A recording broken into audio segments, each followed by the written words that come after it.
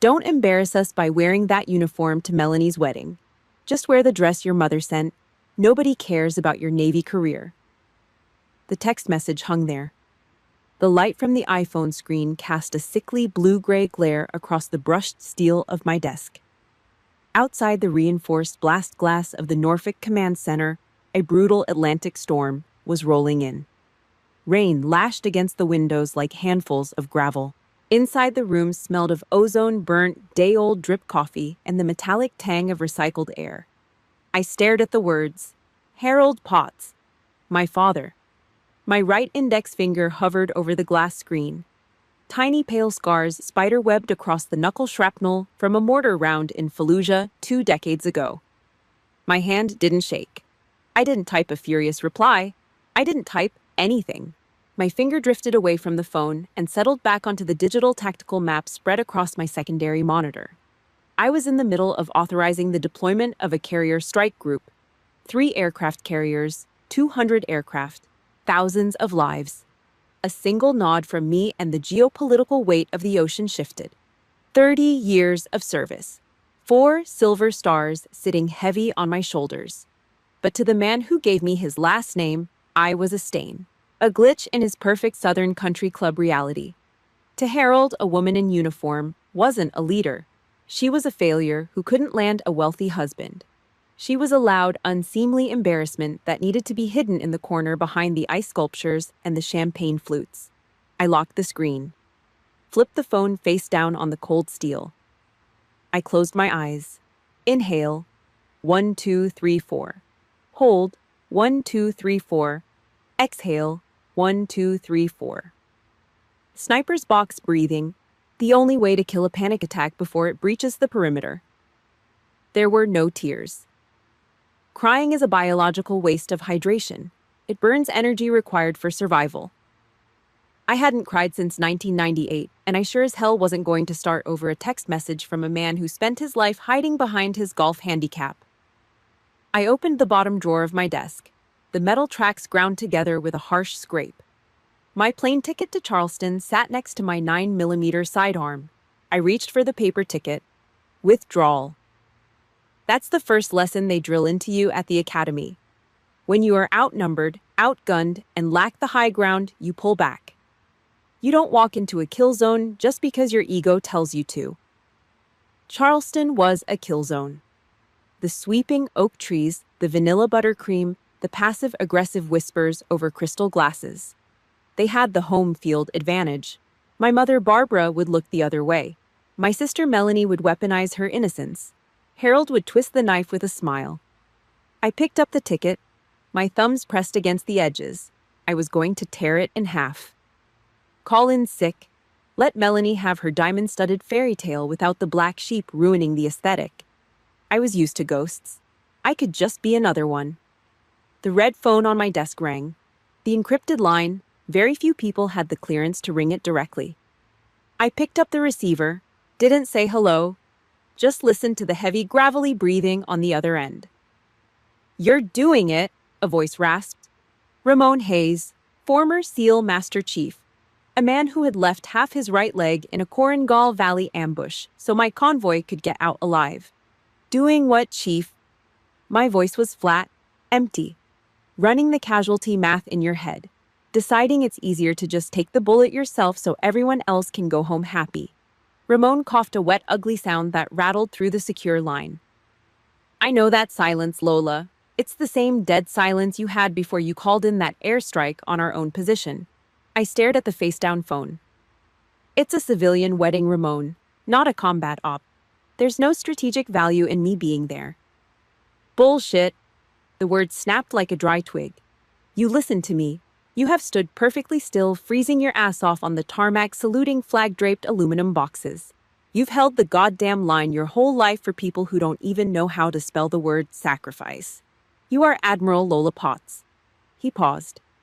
I could hear the metallic clink and hiss of a Zippo lighter. "Don't you dare start running from a bunch of country club cowards now," he said. "They don't get to erase you." The line went dead. I held the receiver for a long moment. The hard plastic was warm against my ear. The dial tone hummed a steady flat note vibrating through my jaw. I slowly lowered the phone back into its cradle. I looked at the plane ticket. I didn't tear it. I folded it once, a sharp, precise crease, and placed it in my breast pocket. 500 hours. The next morning, I stood perfectly still in front of the full-length mirror in my quarters. The civilian dress Barbara had mailed me, a muted, inoffensive beige thing, designed to make me blend into the wallpaper, lay balled up in the trash can. Instead, I felt the stiff, heavy cotton of my service dress whites. The fabric was unforgiving. The creases in the trousers were ironed sharp enough to cut paper. It wasn't just clothing, it was armor. Every stitch represented a piece of my soul I had traded to the saltwater. I picked up my ribbon rack. The metal backing pins were ice cold against my fingertips. I aligned them perfectly over my left breast pocket. Pushed the thick steel pins through the heavy white fabric. The silver star. The Defense Distinguished Service Medal. The Bronze Star with Valor. Each one a heavy, jagged weight on my chest. Each one a name of a kid who didn't make it back. Harold called them a cry for attention. Melanie called them tacky jewelry. To me, they were gravestones. And I was going to carry them right through the front door of their pristine little party. I fastened the backing clasps, adjusted the collar, checked the perfect alignment of the 4 silver stars on my shoulder boards. My reflection stared back, hard jaw, deep dark lines around the eyes, a face that had ordered men to their deaths and stayed awake every night since to pay the toll. I looked exactly like what I was, a killer who had learned how to wear a suit. I grabbed my olive drab duffel bag, slung it over my shoulder. I walked out into the Virginia dawn. The air was crisp, smelling of salt-wet asphalt and diesel fumes. I hit the unlock button on my key fob. The heavy steel door of the armored government SUV groaned open. I climbed into the driver's seat, the leather cold and stiff. I turned the key. The V8 engine didn't purr, it roared to life. A guttural, violent growl that vibrated up through the floorboards and into my boots. I gripped the steering wheel, my scarred knuckle white against the black leather. I shifted the heavy gear selector into drive. The oversized tires chewed over the wet gravel as I pulled out of the naval base heading south on Interstate 95. Toward Charleston. Toward the sweeping oaks, the polite smiles, and the suffocating hypocrisy of my own blood. This wasn't a military deployment. There would be no incoming mortar fire, no medevac choppers screaming through the sky. But the psychological shrapnel was going to tear everything apart. The Charleston air hit me like a hot, wet towel the second I stepped out of the SUV. The heavy humidity carried the smell of salt marsh, dying Spanish moss, and expensive exhaust fumes. The country club sat at the end of a long, sweeping driveway lined with ancient oak trees. It looked exactly like a postcard. It looked like a lie. I pushed the heavy car door shut. The steel latch clicked into place with a solid metallic thud. I walked onto the manicured grass. My service dress whites stood out against the sea of pastel cocktail dresses and tailored seersucker suits, like a flare in the night sky. The reception was in full swing on the outdoor terrace and spilling into the main ballroom. The smell hit me next. A nauseating, overpowering wave of vanilla buttercream frosting and cheap, overly sweet champagne. It coated the back of my throat. My eyes moved automatically. It was a reflex baked into my nervous system over 3 decades. I stopped at the edge of the patio. I did not look at the floral arrangements. I looked at the architecture. 3 exits in the main ballroom. 2 bottleneck points near the open bar. 4 security guards working the perimeter. 2 were overweight, leaning against the stone columns. 1 was actively staring at a waitress. The 4th was looking at his phone. 0 situational awareness. 0 threat. I brought my boots together. My heels clicked sharp against the marble tile. I moved my hands behind my back fingers, locking together in a perfect parade rest. Spine straight, shoulders squared. I became a statue. The whispers started immediately. Heads turned. Crystal glasses paused halfway to heavily glossed lips. They looked at the uniform. They looked at the 4 silver stars on my shoulders. But they did not see an admiral. In this zip code, a woman in a military uniform was a tragic anomaly. To them, I looked like a garbage collector who had wandered through the wrong door. Nobody stepped forward to shake my hand. Nobody offered a drink. I remained perfectly still. I separated myself entirely from the meaningless buzzing noise of the crowd. You actually did it! The voice was a low, venomous hiss. Harold Potts stepped out from behind a tower of champagne flutes. His shoulders were slightly hunched, the posture of a man getting old and fighting it every step of the way. His face was flushed red, the capillaries in his nose broken from years of gin on the rocks. He marched toward me, his expensive leather shoes scraping the marble. He stopped 2 feet away. He leaned in, speaking through clenched teeth so the neighboring tables would not hear. Small droplets of spit hit the air between us. I told you not to bring this nonsense here, Harold whispered, his voice vibrating with rage. You could have worn a normal dress. You could have blended in for one goddamn afternoon. Why can you not just stop proving how abnormal you are? I did not blink. I looked straight into his eyes. His pupils were dilated, his jaw muscles twitched. He was terrified of me, terrified of what I represented, terrified that my presence would crack the perfect wealthy illusion he had spent his entire life building. I looked at him the way you look at a small noisy insect trapped against a window pane. Loud, irrelevant, completely unaware of the world outside its little glass box. I did not say a single word. I let the silence hang there, heavy and suffocating. Harold's face tightened. He opened his mouth to say something else to force a reaction out of me, but the silence broke him. He swallowed hard, spun on his heel, and walked quickly toward the bar. I shifted my weight slightly. My thumb pressed hard into the palm of my hand. The dull ache grounded me.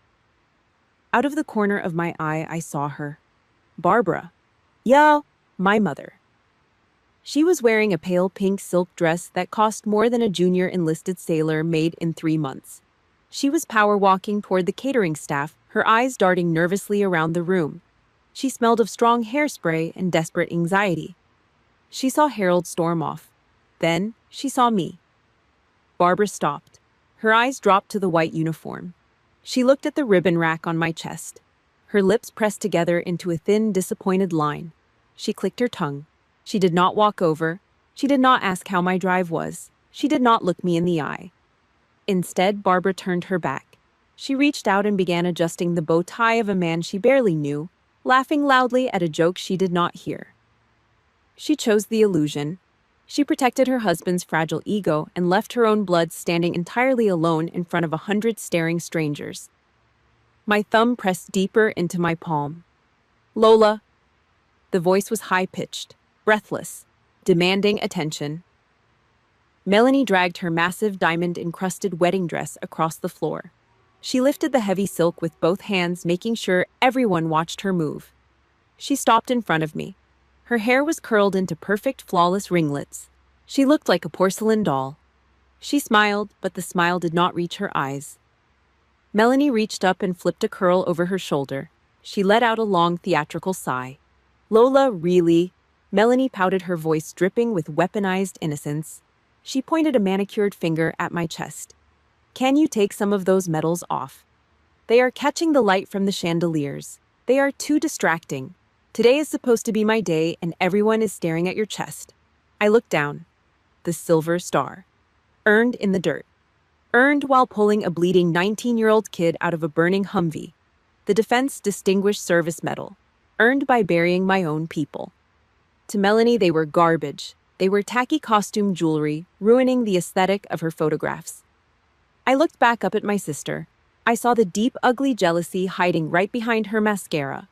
She wanted me to argue. She wanted me to raise my voice so she could play the victim. I gave her a slow, deliberate nod. I reached up to my chest. My fingers found the heavy steel clasps. The metal was cold. I unpinned the silver star. The sharp needle pricked the pad of my index finger. A tiny bead of blood welled up. I ignored it. I pulled the heavy metal free from the white fabric. I unpinned the next one, and the next. I held the weight of my dead friends in the palm of my hand. They clinked together, a hollow metallic sound that was completely drowned out by the jazz band playing in the background. I shoved the fistful of metals deep into my right trouser pocket. Melanie smiled, satisfied. Thank you. Now go get a drink or something. She turned and floated away back toward the center of the room, back to the flashing cameras and the cheering crowd. I did not go to the bar. I took a step backward. Away from the light.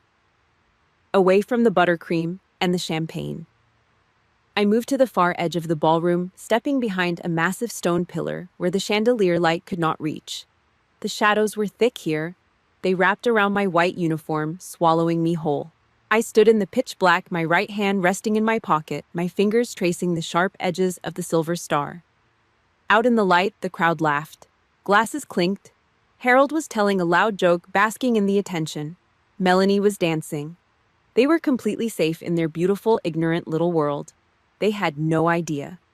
They had no idea that the countdown had already started and the bomb they had just armed in the dark was about to take their entire world apart. I stood in the dark. The shadows wrapped around the heavy white cotton of my uniform. Out there in the light, the jazz band played a slow, lazy saxophone tune. Waiters carried silver trays loaded with crab cakes and gin. I watched Harold holding court.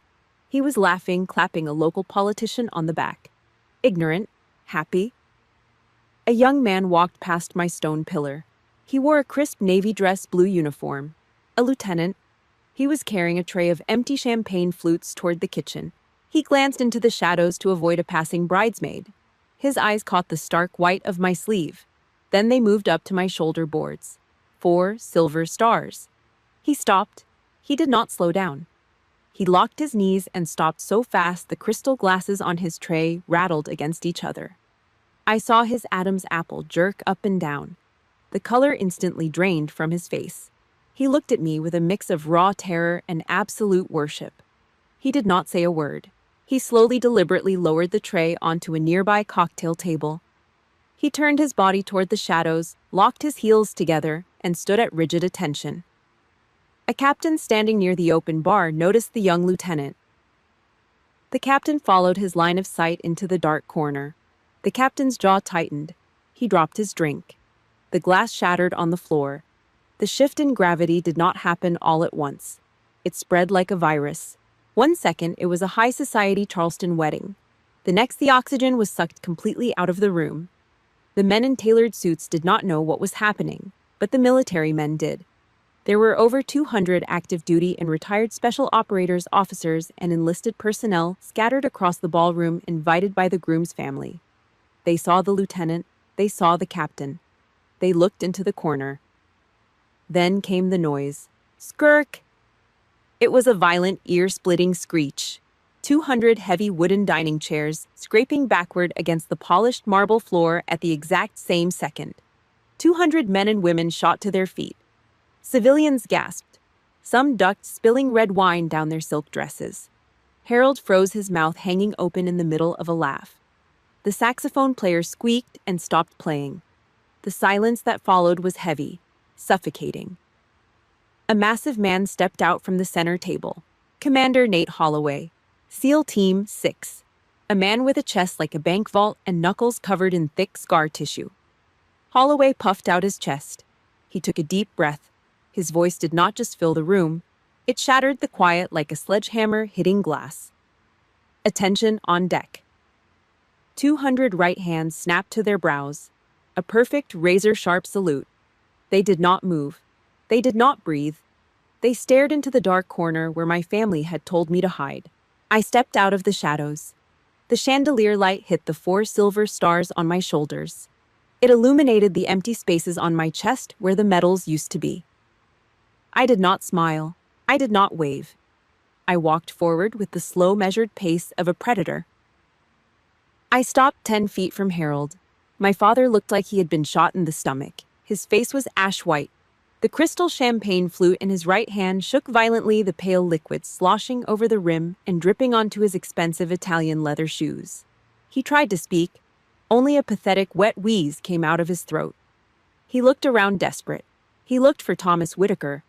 Whitaker was the groom's father, a defense contractor billionaire. The man Harold had spent the last 5 years sucking up to. The man Harold thought ruled the world. Whitaker pushed his way through the frozen crowd. He walked right up to Harold. Harold managed a weak, trembling smile. Thomas, I do not know why she... Whitaker did not even look at him. He shoved his heavy forearm against Harold's chest, pushing the old man out of the way like a piece of trash blocking the road. Harold stumbled backward, his back crashing into a dessert table. Whitaker stopped in front of me. The billionaire, the man who owned half the politicians in the state, bowed his head. He turned to face the terrified crowd of civilians. For those of you who are confused, Whitaker's voice boomed thick with absolute reverence. You are standing in the presence of Admiral Lola Potts, Commander of the United States Fleet Forces, the greatest combat commander this country has produced in a generation. The illusion shattered. The country club, the money, the pastel, dresses, it all burned down in a single second. Harold stared at me, his eyes wide with a horrifying realization. He had treated a god like a stray dog. I kept my hands in my pockets.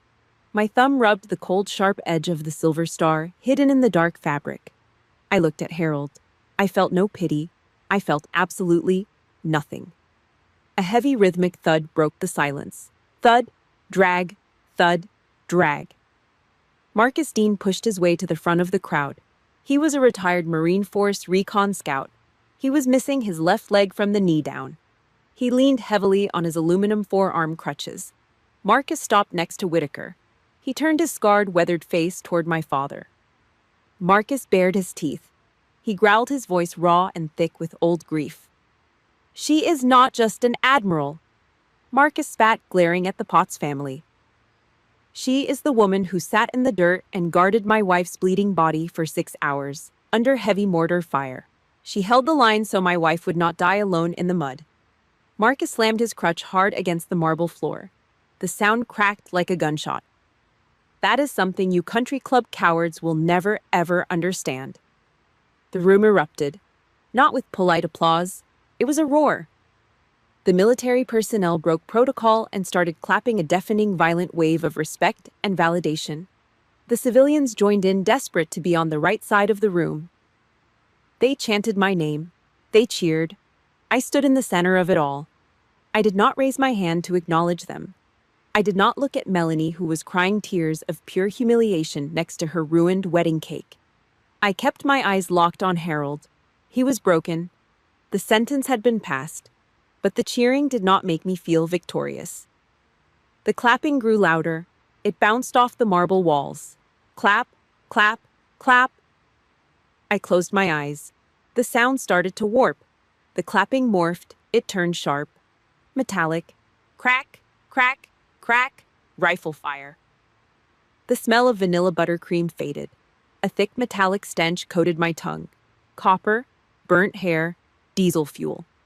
The crystal chandeliers above me flickered and burned out. They were replaced by the blinding, blood-red glare of a parachute flare lighting up a jagged mountain ridge. I opened my eyes, but I was not in Charleston anymore.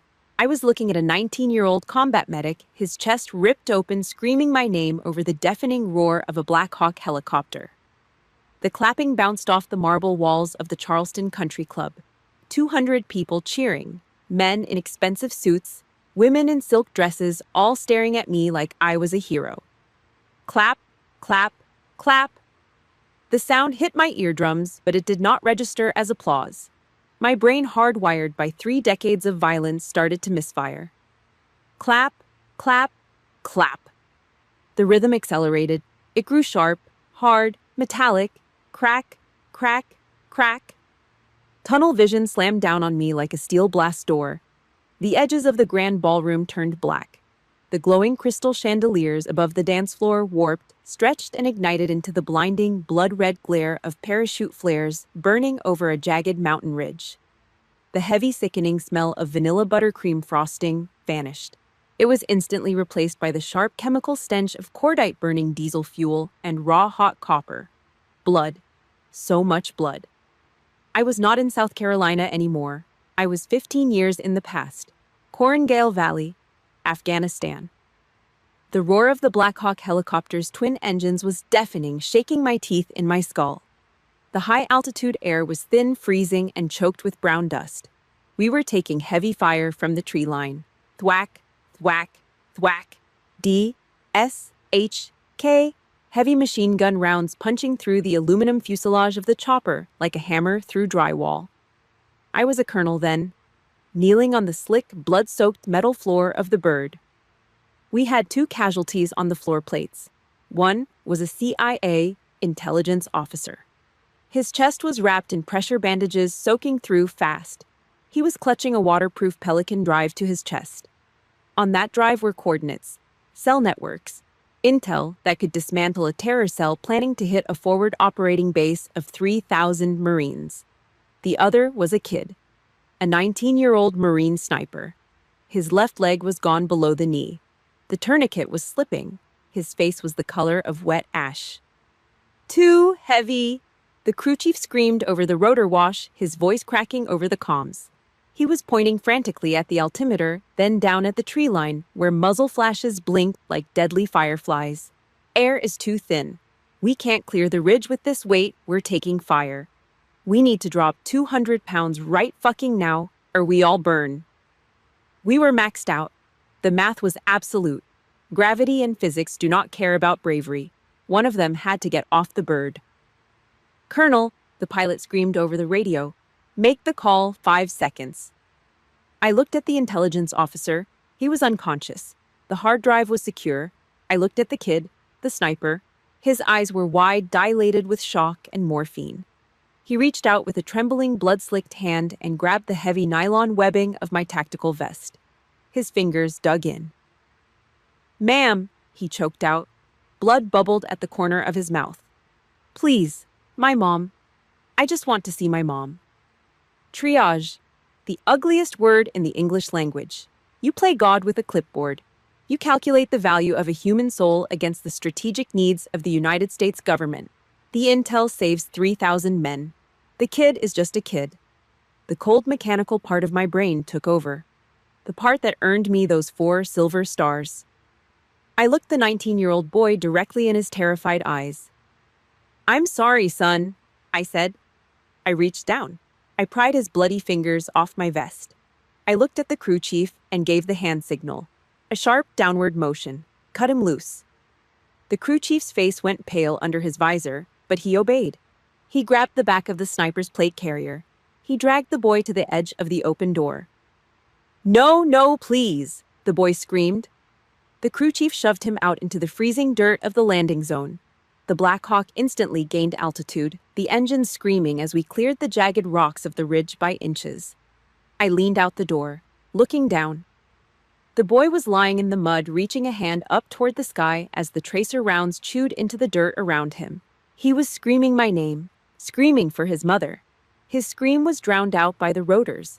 A sharp stabbing pain in my palm snapped me back. I blinked hard. The red flares faded back into crystal chandeliers. The cordite vanished, replaced by the suffocating smell of spilled champagne. I was standing in the corner of the Charleston ballroom. The crowd was still cheering. Marcus Dean was still standing there on his aluminum crutches, looking at me with fierce, unwavering respect. A cold sweat coated the back of my neck. My heart was hammering against my ribs like a trapped bird. I kept my face entirely blank. I controlled my breathing. Inhale 4, hold 4, exhale 4. I looked down at my right hand. It was buried deep in my trouser pocket. I had gripped the silver star so hard that the heavy backing pin had pierced the skin of my thumb. The pain was sharp, grounding. I left the pin buried in my skin. I needed it. The civilians around me were clapping for a hero. They looked at the medals I usually wore on my chest and saw shiny jewelry. They saw Hollywood action movies. They saw glory. My family saw them as tacky trash that ruined a wedding aesthetic. None of them knew the truth. Every piece of metal I carried was a mobile gravestone. The silver star in my pocket belonged to that 19-year-old kid in the Korengal. I put him in the dirt. I traded his life for a hard drive, and the Navy gave me a piece of ribbon for it. I shifted my weight. My shoulders sagged just a fraction of an inch. The exhaustion was a physical weight, a heavy lead blanket draped over my spine. I was so goddamn tired of carrying the dead. The clapping finally began to die down. The jazz band, sensing the shift in the room, nervously picked up their instruments and started playing a low, quiet tune. The guests began whispering to each other, stealing awestruck glances in my direction. The dark spell of the room was broken by the sound of frantic scraping leather. Harold Potts was moving. The paralyzing fear that had gripped my father a minute ago was gone. It had been entirely replaced by the parasitic survival instinct of a desperate man. Harold had just watched a defense billionaire and 200 lethal operators bow to his daughter. He realized the social capital in the room had shifted. I was no longer a stain to be hidden. I was the ultimate prize. He shoved past a state senator, nearly knocking the man over. Harold's face was slick with nervous sweat. His comb-over had come loose, a thin strand of gray hair plastered to his wet forehead. He reached the main head table right next to the massive multi-tiered wedding cake. He grabbed a heavy wooden chair and dragged it out. It scraped loudly against the marble. "Lola!" Harold yelled, his voice cracking. He tried to sound authoritative, tried to sound like the proud patriarch, but he just sounded pathetic. He waved his hand frantically. "Come on up here, sit." Harold barked, looking around to make sure Thomas Whitaker was watching him. "Of course she sits with family. Blood is blood, right, folks? Best seat in the house for my girl." He patted the back of the chair. He smiled. It was a greasy, desperate smile. He was a tick trying to burrow into my skin, trying to siphon off the respect these people had just given me so he wouldn't be exiled from his country club. I slowly pulled my hand out of my pocket. I wiped the small smear of blood from my thumb onto the dark seam of my trousers. I stepped out of the shadows completely. I walked toward the head table. The crowd parted for me like water. No one spoke. I stopped right in front of Harold. I did not look at the chair. I looked at him. I did not yell. I did not cause a scene. I did not give him the satisfaction of an argument. I just looked down at him. My eyes were completely hollow, cold, stripped of all human warmth. I looked at him with the exact same dead mechanical stare I used when zipping up a black body bag on a flight deck. Harold's fake smile twitched. His hand, still resting on the back of the chair, began to tremble. The temperature between us dropped to 0. He slowly realized that he hadn't just invited his daughter to the table. He had invited the Reaper. The Atlantic wind whipped across the Charleston harbor. It carried the sharp, biting sting of salt, dead marsh grass, and diesel fuel. I stood at the very edge of the concrete pier, far away from the glowing lights of the country club. The jazz music was a faint, pathetic hum behind me. I struck a match. The sulfur flared, casting a harsh orange glow against the pitch-black water. I lit a thick, cheap cigar. It was a habit I picked up from a master chief in Fallujah, a man who used heavy tobacco to mask the smell of burned skin on the convoy routes. Footsteps scraped against the wooden planks behind me. Slow, hesitant. I did not turn around. I blew a thick cloud of gray smoke out over the water. Melanie stepped into my peripheral vision. The fairy tale bride was gone. The bottom of her heavy diamond-encrusted dress dragged through the puddles stained brown and black with mud and motor oil. Her perfect curls were plastered to the side of her face by the ocean wind. Thick black mascara ran down her cheeks in jagged, ugly lines. She wrapped her arms around her chest, shivering violently in the cold. "They were terrified of you," Melanie whispered. Her voice was raspy, completely stripped of that weaponized, high-pitched innocence she used in the ballroom. I took another drag of the cigar. The cherry burned hot red in the dark. "Every time you got promoted. Every time you went overseas." Melanie choked out, staring down at the wooden planks. "They got smaller. You were too big, Lola. You made them feel completely useless. So they held on to me. I was weak. I was safe. I needed their money. I let them treat me like a child because it made them feel like they were still in charge." She looked up at me. Her eyes were wide, pathetic. She was begging for absolution, begging for a hug. I gave her nothing. Just a slow, silent nod. Melanie's shoulders slumped. She turned and walked back toward the lights of the club, looking like a ghost, dragging a dirty white sheet.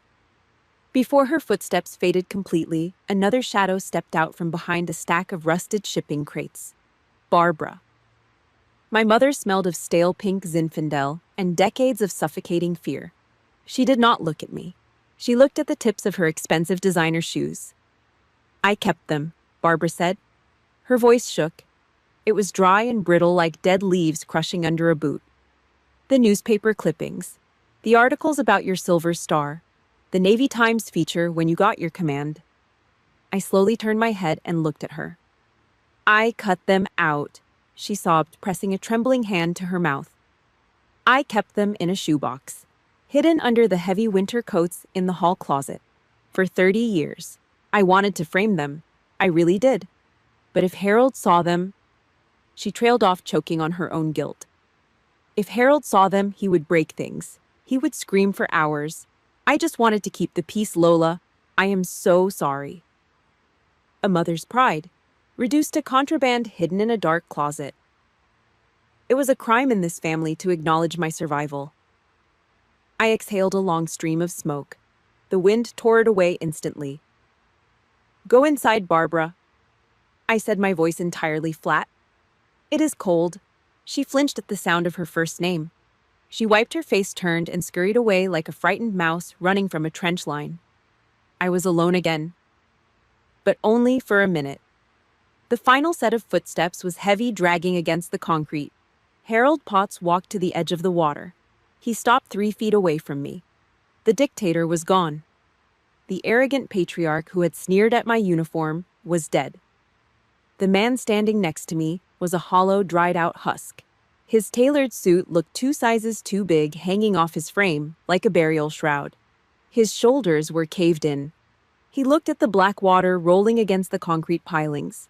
He was cornered. His entire social empire had been dismantled in less than 5 minutes by a defense billionaire and a retired Marine with 1 leg. Harold clenched his fists. He tried to summon the old rage, the bullying tone that had ruled this family for 40 years. Why? Harold hissed. His voice was a wet, ragged rasp. Why did you not just tell me? Why did you not say you were running the whole damn Navy? You let me treat you like a... He could not finish the sentence. The words died in his throat. I took the cigar from my mouth. I looked at the glowing red ash. Then I pressed the cherry directly into the rusted iron railing. Hiss! The ember died instantly, leaving a black scorch mark on the metal. I turned my head and locked my eyes onto his. Because you never wanted to know. The words were quiet, cold. They punched straight through his ribs. Harold physically recoiled. He stumbled backward, his heel catching on an uneven wooden plank. He caught himself on the railing, his chest heaving as he gasped for air. The armor of his wealth, his country club memberships, his expensive gin, it all shattered against the concrete. He stared down at the dark, churning water of the harbor. The wind howled through the steel cables of the docked boats, a high, lonely sound. Harold opened his mouth. His jaw trembled violently.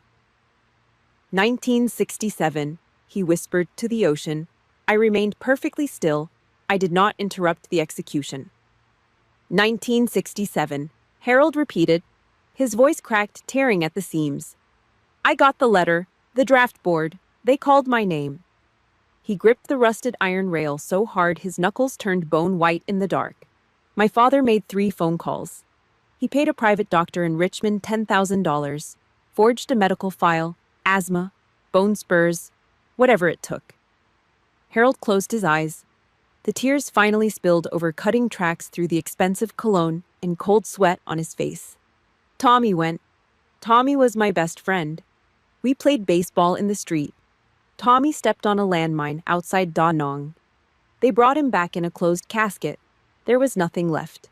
The Atlantic wind bit into my face. I stood silent, watching the old man break apart. Then you grew up, Harold choked out.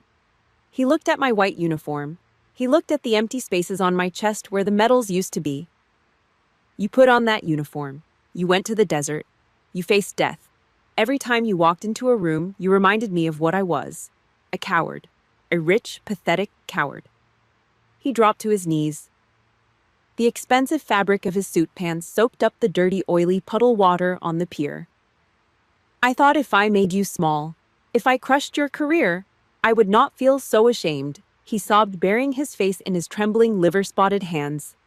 I am sorry. God, I am so sorry. 30 years. 30 years of standing in the shadows. 30 years of being told I was broken, abnormal, a stain on the Potts family name. I had spent my entire adult life building an armor of discipline, thinking I was fundamentally flawed because my own blood could not look me in the eye. All those holidays sitting in the corner, All those phone calls where they hung up the moment I mentioned a deployment. And it was all a projection. A massive, pathetic lie. I was not the failure. I was a mirror. A polished silver mirror reflecting a draft dodger's eternal shame. I looked down at the man crying at my feet. I did not feel anger. I did not feel the need to scream. I did not want to kick him into the harbor. I looked at him with the absolute profound pity of a giant staring at a crushed insect. "Keep your pride, Dad," I said. My voice was completely hollow, dead. "You have to live the rest of your life with it anyway." I did not wait for an answer. I turned my back on him. I walked away, my heavy boots hitting the concrete in a steady, measured rhythm. The darkness of the pier swallowed me, leaving nothing behind but the cold ocean wind and the pathetic, wretched sobbing of a man who had finally met himself in the dark. My internal clock never cared about time zones, jet lag, or the suffocating drama of civilian life. 30 years in the military wired my brain to wake up before the sun, regardless of where my boots were resting. I did not wear the service dress whites this morning. The armor had done its job. I pulled on a heavy navy blue wool sweater, faded denim jeans, and laced up my scuffed combat boots. I grabbed the olive drab canvas duffel bag. It felt lighter today. The hotel lobby was a tomb. It smelled of industrial bleach and stale recycled air conditioning. The crystal chandeliers were turned off, leaving the vast expanse of the marble floors bathed in a cold gray pre-dawn light. The silence was thick. He was waiting near the revolving glass doors. Harold. There was no tailored seersucker suit, no silk tie, no expensive scotch in his hand. He wore a wrinkled gray t-shirt and loose khakis. He looked incredibly small. His shoulders slouched forward, the arrogant spine completely drained of its poison. He stood there, shivering slightly in the cold lobby. His liver-spotted hands were wrapped tightly around a battered cardboard box. The edges of the box were frayed, water-damaged, taped and retaped over the years. I walked toward him. My heavy boots thudded against the marble. Slow, measured. Harold looked up. His eyes were bloodshot, swollen from a long night of staring at the ceiling and finally seeing the ugly truth of his own cowardice. He held the box out to me. His hands shook so violently the dry cardboard vibrated against his chest. "I kept them," Harold whispered. His voice was completely stripped of its usual booming authority. It sounded like a dry branch snapping underfoot. "The letters you wrote from boot camp. From your first deployment to the Gulf. When you were 18. I stopped. I looked at the rough, dry cardboard. I didn't reach for it. I read every single one. Harold choked out. A fresh tear spilled over his lower lid, tracking through the deep wrinkles of his face. "I was always proud, Lola. I swear to God I was. I couldn't face it. You went out there and did what I was too cowardly to do. You faced the fire, and it made me hate myself. So I took it out on you. I tried to make you small so I could feel big. An unconditional surrender, handed over in a beat-up box at 5 in the morning. I reached out and took the cardboard box. The paper was dry, brittle under my scarred fingers. It weighed almost nothing, but it held 30 years of ghosts. Ding. The brass elevator doors slid open behind him. Melanie ran out. The flawless porcelain doll from last night was gone. She was wearing baggy sweatpants and an oversized college hoodie. Her perfect curls were a tangled rat's nest. She hadn't washed her face. Thick streaks of black mascara stained her cheeks. She looked desperate, terrified that the human shield I provided was leaving, exposing her to the rotting core of this family. "Lola, wait!" Melanie sprinted across the lobby. She grabbed my forearm. Her grip was tight, her manicured nails digging into the thick wool of my sweater. "Don't go yet. Please. Stay for breakfast. Just coffee and eggs. We can sit down. We can talk about everything. We're a family." I looked down at her hand gripping my arm. Then I looked at her face. My eyes were dead calm. The war was over. There was no anger left in my chest, no bitterness, just the vast empty space where my desperate need for their approval used to live. I reached over with my free hand. I grabbed Melanie's wrist. I didn't squeeze hard, but I applied enough tactical pressure to a nerve cluster to make her flinch and let go. I peeled her fingers off my sweater. I stepped back, putting 2 feet of cold marble between us. No hugs, no tears, no dramatic speeches. 30 years of psychological abuse did not get wiped clean by a morning apology and a plate of scrambled eggs. Forgiveness is a luxury. Boundaries are survival. I looked at Harold. I gave him a single slow nod, an acknowledgement of his surrender. Nothing more. I turned around and pushed through the heavy revolving glass door. The morning air outside was freezing. It bit into my face, sharp, salty, and clean. I walked to the black armored SUV parked under the concrete awning. The heavy steel door groaned in protest as I pulled it open. I tossed the cardboard box and my duffel bag onto the passenger seat. The door slammed shut with a solid metallic thud, sealing me inside the quiet, insulated cabin. I turned the ignition. The massive V8 engine roared to life, a deep, guttural growl that vibrated through the floorboards and into the soles of my boots. I shifted the heavy gear selector into drive. The thick tires crushed the white gravel of the driveway. I did not check the rearview mirror.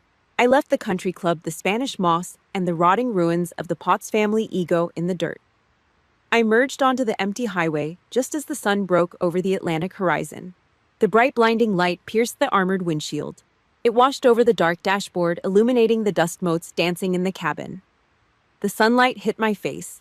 It warmed the deep lines around my eyes and the pale shrapnel scars on my jaw. I gripped the leather steering wheel. I took a deep breath, filling my lungs with the smell of old leather and cold AC. I held it for 4 seconds. Then I exhaled. A long, heavy breath. The last piece of the burden blew out of my chest and vanished. I was free. An hour later, I pulled into a grimy Exxon gas station just off Interstate 95. The place smelled of raw, unleaded gasoline, wet asphalt, and the burnt black coffee brewing inside the convenience store. I stepped out into the biting wind to pump gas. I grabbed the heavy rubber-coated nozzle, shoved it into the tank, and squeezed the metal trigger. "Excuse me, ma'am." I turned my head. Standing near a rusted ice machine was a girl, 19, maybe 20 years old. She wore a faded olive drab utility jacket and a dark blue ball cap with the Navy crest stitched in gold on the front. A fresh recruit. She was holding a cheap styrofoam cup of coffee, staring at me with wide, unblinking eyes. She recognized the scars. She recognized the face from the command portraits hanging in the halls of every naval base in the country. The kid's spine instantly snapped straight. She dropped her coffee cup into a nearby trash can, completely ignoring the hot liquid splashing onto her boots. She locked her knees, brought her heels together. She raised her right hand, fingers perfectly straight, the tip of her index finger touching the brim of her cap. A textbook razor-sharp salute. Her eyes were burning with pure, unfiltered reverence. I looked at her. I didn't see a stranger at a gas station. I saw the future. I saw the exact reason I carried the weight. I brought my own hand up. A slow, precise return salute. I held it for 2 seconds, acknowledging her. Acknowledging us. Standing there in the middle of a dirty, oil-stained parking lot, breathing in the toxic fumes of gasoline, it finally hit me. I never needed Harold Potts to look at me. I never needed my mother to put my clippings on the fridge. I didn't need a seat at a table covered in vanilla buttercream. Family is not the blood in your veins. It is the people who know exactly what it costs to keep the wolves in the dark. My value wasn't decided in a Charleston country club. It was forged in the freezing dirt of the Korengal. It was cemented on the steel decks of aircraft carriers in the middle of the Pacific. My name is Lola Potts. I am an admiral of the United States Navy. And out there on the deep blue water, they speak my name like a prayer. You spend your whole life carrying the ghosts of the people you couldn't save. It grinds you down. It makes you feel completely isolated when you walk through a grocery store or sit at a holiday dinner. You look at the civilians around you, laughing, complaining about traffic, or a cold cup of coffee, and you feel like an alien. You think no one understands. But you do not need them to understand. You do not need to explain your scars to people who have never held a weapon. You do not need to prove your worth to people whose biggest crisis is a bad Wi-Fi connection. The silence you carry is not a weakness. It is a shield. It is the quiet power of a survivor who knows exactly what they are made of. Let them have their ignorance. Let them have their comfortable, fragile little lives. You earned your peace in the fire. Now take a deep breath, start the engine, and leave them behind. If this story resonated with you, hit the like button and subscribe to the channel. We share raw, unfiltered stories of survival, quiet power, and holding the line. Until next time, stay strong, and I'll see you in the next one.